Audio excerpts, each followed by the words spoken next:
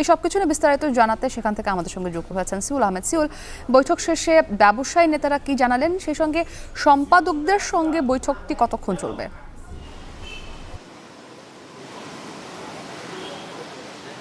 মুক্তি, আপনি নিশ্চয়ই জানেন যে আসলে এই গত সরকারের আমলের শেষের দিক, অর্থাৎ সরকারের যখন পতন হলো ঠিক তখন থেকে শুরু করে এই সাম্প্রতিক সময়ে যে বন্যা হলো সেই সব কিছুতে কিন্তু পোশাক খাতের যে ক্ষতি সেটি কিন্তু প্রায় অনেকেই বলছেন যে প্রায় 10-15 দিনে কিন্তু প্রায় 15 থেকে 20,000 কোটি টাকার একটি ক্ষতি তাদের হয়েছে।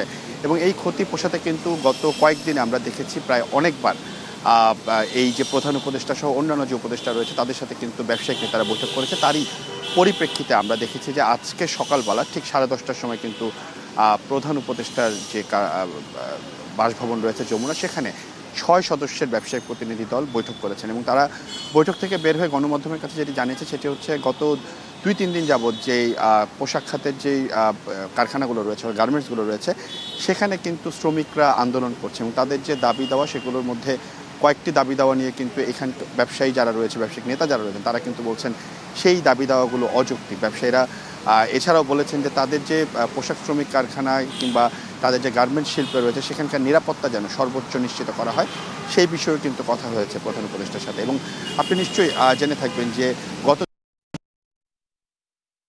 হচ্ছে যে পোশাক শ্রমিকের যে বেতন সেটি 25,000 টাকা করতে হবে। এছাড়া পোশাক শিল্পে যেই শ্রমিকরা কাজ করেন তাদের মধ্যে নারী ও পুরুষ শ্রমিকদের যে বৈষম্য সেটি দূর করতে হবে।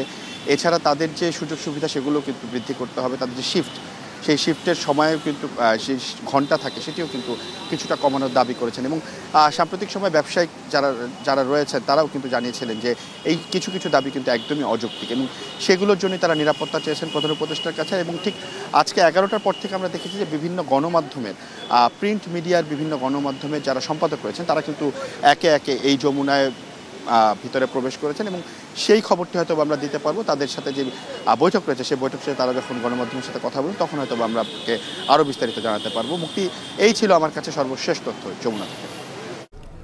প্রধান উপদেষ্টা ডক্টর মোহাম্মদ ইউনূসের সঙ্গে এই মুহূর্তে বৈঠক করছেন বিভিন্ন পত্রিকার সম্পাদকরা।